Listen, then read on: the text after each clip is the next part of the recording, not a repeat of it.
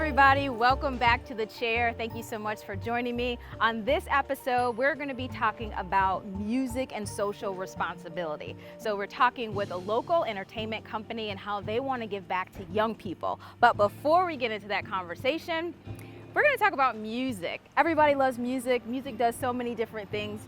For me, it is soothing. I either listen to gospel. One of my favorite artists, though, it's not gospel, but it is Sade. But we did go up to Ontario Beach Park and talk to some people about who their favorite artist is or favorite group. We actually asked some people if they might just give us or sing some of the lyrics, so you're not going to want to miss this. Stay tuned. Who is your favorite music group? I would have to say Kurt Franklin. Or who is your favorite artist? Beyonce. I love Beyonce. Just say your favorite music group. Well, You don't have to bend down. Huh? Yeah.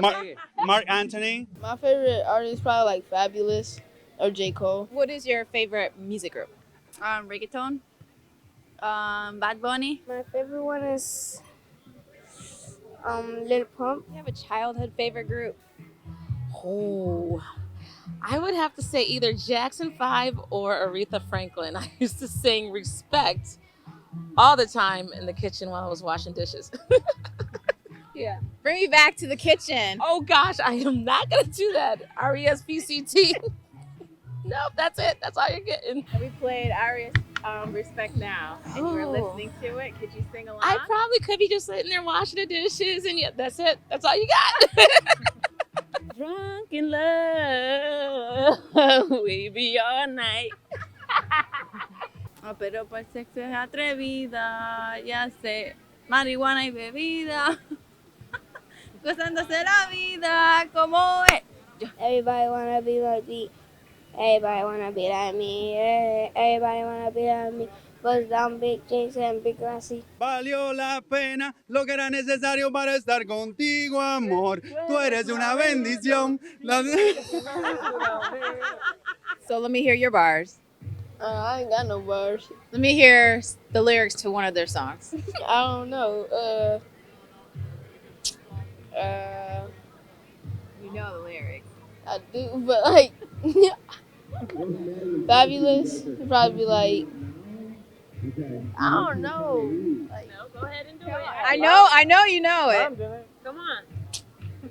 Yeah, don't let your mom show you up. he'd be like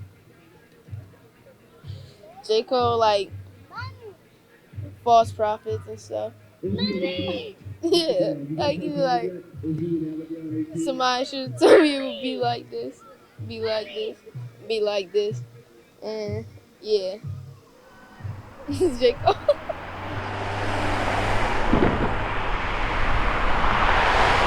Talk about your company, Respect My Grind, or RMG. Like, how did you guys get started? Who do you bring here? Oh, we started out selling clothes first. That's where it started. I was actually selling clothes out the trunk of my car for like 18 months. And then it transitioned into that. Because we had got a follow-on with the clothing. It's like, oh, this is working. Now let's do something else instead of staying in the same lane. We just started, my brother was like, we should do promotion. I'm like, okay. And your first show was with who? Moneybagg Yo, Lil Durk, and Love Foe. I was at the Main Street Armory 2 years ago. So you guys have this new campaign, right? Where you're trying to bring social responsibility Right. with your music. Just explain a little bit about that, because some of the artists that you do bring, some of their lyrics are pretty Right. explicit, and Yeah. with the violence that's been going on in Right. Rochester, that kind of thing. So off each ticket sale, we'll be donating $1 to the Avenue Black Box, courtesy Arena. She kind of set it up. My buddy Rashad came on up with us. Like, instead of always taking money out of the community, just do something positive to give back. You know, we grew up in poverty-stricken areas, so I think it just made sense to, you know, let's donate something to a cause and be a part of something positive instead of just always milking the community for money and try to profit all the time. Each dollar from ticket sales will go to the Avenue Black Box. Right. And it's for the young fellows, right? So the young people will be able to create like the arts around Right. gun violence? Gun Is that violence. the That's whole- what we Okay. promote. I want to do this every summer gym since it's annual. I Okay. want to make sure we always promote something positive. So how do you, I mean, talk about that.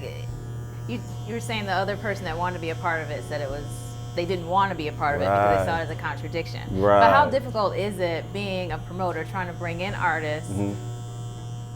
Obviously, That's what it's a they promote. business. I mean, Right. that's what you do. But at Right. the same time, you want to give back to the community, and you're pushing the message of anti-violence. Right. I mean, kind of where do you stand on that? How does that?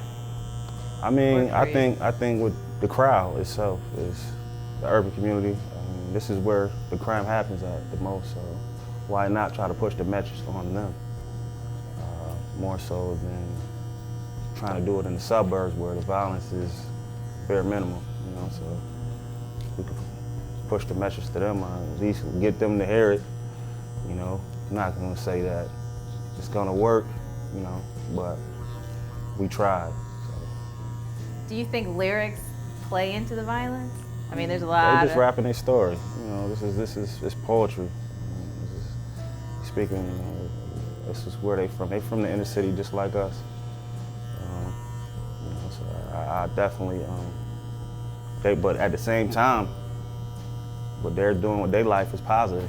They're actually changing their family life off the income of what they're doing, even though they're glorifying violence in their music.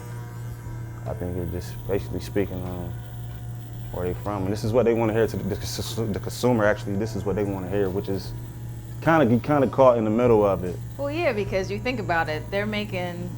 I was reading something. I don't know, maybe it was on Facebook, but it was where you have the different rappers. They make the money. They put their Right. family in a better position. But then the Right. younger generation can't really decipher the difference between what's real life Right. and it's their story, but they're no longer living that story for the Definitely most not. part. Right. And it's kind of like, where does that put them? It's kind of like what you said. It's still a business. So if this is what they want to hear, and they're the artists. But you have artists that actually has a good message in their music, but they don't want to hear that. You know, like the inner city kids, they want to hear the drugs, the guns. You just got to be able to decipher where you stand. Is that true? Sometimes. Not for me though. I feel like we need more J. Coles in the world to give us a real message and real lyrics instead of, oh, I'm gonna shoot him, oh, I'm gonna kill him, oh, I'm gonna go rob this store and I'm gonna look good doing it like that. Do you think that that sometimes plays into the violence, like with your generation at all? Yeah, because we're influenced a lot by television and music. So what we hear in the world, we feel like, all right, we hear, oh, he shot him, oh, he killed him, oh, let's go do that.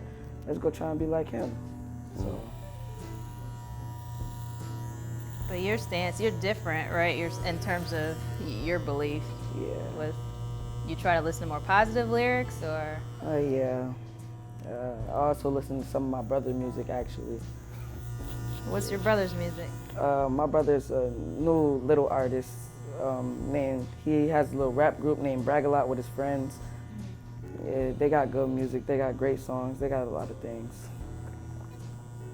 But yeah, I don't try and feed into the negative, like, oh, I'm gonna go mess with this girl, I'm gonna cheat on her, all of that. I try and listen to more positive messages.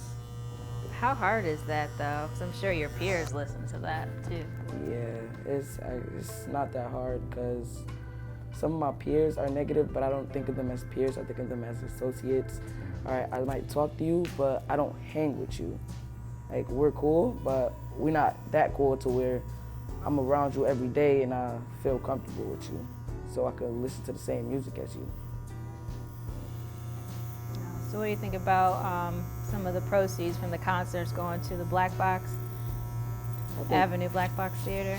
I think that's great, actually, because we actually have a lot of talented kids who do a lot of talented things like acting, music, singing, filmmaking, a lot of things. And I think the money from that will be great to help us out. But I agree with him with the J. Coles of the world. That's what the kids need because they're influenced by it. They easily influence more so than an adult. Yeah. I definitely agree with him. When you think back to when you were a kid, like some of the rappers that were out then, did they influence you, what you did? Definitely, definitely. I mean, it's just music at the end of the day. It depends on how you take it. Yeah. It could shape your life. You know, you could just be entertainment for you. 'Cause at the end of the day, you gotta live with your decisions you make, so you gotta be careful. You do. To get too caught up with that, so. It just seems like it's changed so much over the years too, though. I probably would date myself with the groups that I like. Yeah. But, you know, I think about, I used to listen to NWA all the time. Right. I used to listen to, Public Enemy was probably one of my favorites. Yeah, they was political. But they were, though. you know, Yeah, they was political. very political. They had a message in their music. You know, my parents used to always want to listen to what I was listening to. You know, but then I would just give them like Heavy D and the Boys or something. Right. You know, back then it was a lot of R&B influence too, more so than just the rappers. Like R&B kind of is dying out now. It's still around, but it's not Like as it influential was. as it was in the '90s. So, like I want to venture out and start doing R&B shows. I kind of been stuck in doing hip hop. We stepped out of the box and did the Nick Cannon. Right, I with the remember Friends. that. Yeah, that was our first time actually stepping out the box and doing something besides music. It was fun. It was interesting. Something I want to do more of. What does that do for you guys to be able to have that theater? Gives us more ability to express ourselves and to work with more creative minds. So what is your gift? What do you like to do? An actor and an artist. Artist meaning like drawing, illustrating, or Music. Music? Yeah, but I don't take it serious like that. You don't? Not like that. Why not? It's my thing, but it's not really my thing. Okay. So you sing or you rap? Rap. You got any bars on you? No. So do you write it and let somebody else rhyme to it, or do you do it yourself? The chorus, if it doesn't sound good to me, I think I have somebody else do the chorus, but the verse, I think I'll handle the verse 9 times out of 10. Okay. So music's probably always been a big part of your life. Yeah, my family does a lot of music. I have a lot of artists in my family, so I just grew up around it. Like I say, every year, this is something that we're going to be trying to do, to get back to a cause and just be a part of something positive. What sparked you? I know you said you wanted to give back, but what sparked like the violence, stopping the violence? I know Rochester's been a lot lately. Right. But was that the reason? You know, especially when it start hitting closer to home. You start losing people that you love, or to the system, or just to the streets, or just seeing people that you know hurting from, you know, gun violence. And I was like, man, maybe, you know, with our platform, this is something that we can actually push out to the people, like, you know, stop the violence. Have you lost somebody close due to it? Yeah, the system definitely. Huh? To the system more so than death. Yeah, but you know, my friends, they lose people. I feel like I lose people when they hurting, you know. So. Yeah. Well, you're taking the stand. I mean, at least trying to send the message now. Right. Which is good. Do you think there needs to be more? Because I mean, I know a lot of people do walks, and we had a march not too long ago downtown. Like stop the violence and peace and that sort of thing. Do you think there's anything that would really help it to stop? The violence? I don't think it's ever going to stop.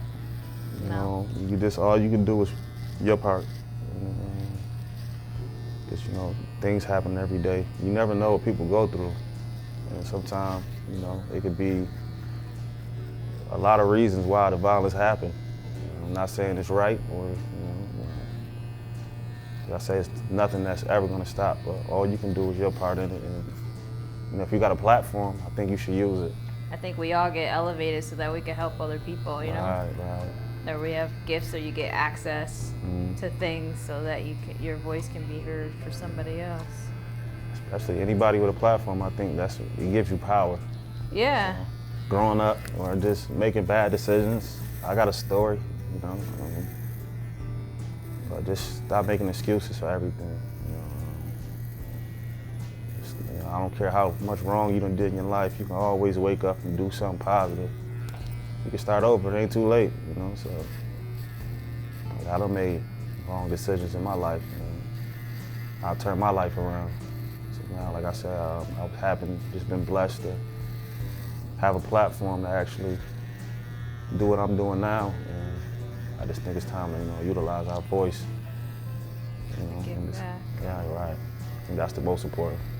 You want to be just somebody that's taken from the community and be able to give back. I think that's more important than the money. Yeah. Scriptures say it's better to give than receive. Right. It multiplies that way when you take your talents, you don't hide them. Yeah. They multiply. Right. Because you're giving it away to other people. Yeah. You get more coming to you too, and you get your blessings like that. So. Exactly. You said you made wrong choices. I don't know. Do you mind sharing? For me? Yeah, I've been incarcerated before. Been incarcerated multiple times. I think my last incarceration kind of woke me up. Like, that's something you want to keep doing. Like, I got kids now, so I kind of made that decision then. Like I said, it's never too late to actually start making the right decisions. So I kind of stuck to that. I've just been blessed ever since. I've been working. Nothing came easy. Like I said, I started this in 2015 selling clothes. I had clothes in my trunk. I have about 8 boxes in my trunk. Just taking advantage of social media. Utilizing the platform that you got on social media instead of just making jokes and doing all that stuff on there all day. I actually turned it into a business. So I went from selling clothes to doing shows. Yeah, so what do you think will help young people listen or turn their life around? Do you know?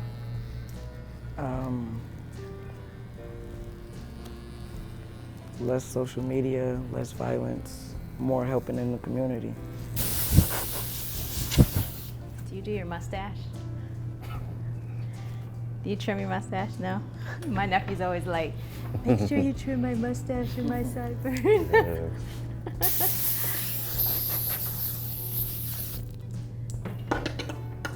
Might be some money on that. You gonna live? Thanks. Oh. There you go, my friend. Thank you. Thank you. Thank you for watching another edition of The Chair. Make sure that you like, subscribe, and share to see who's next in my chair.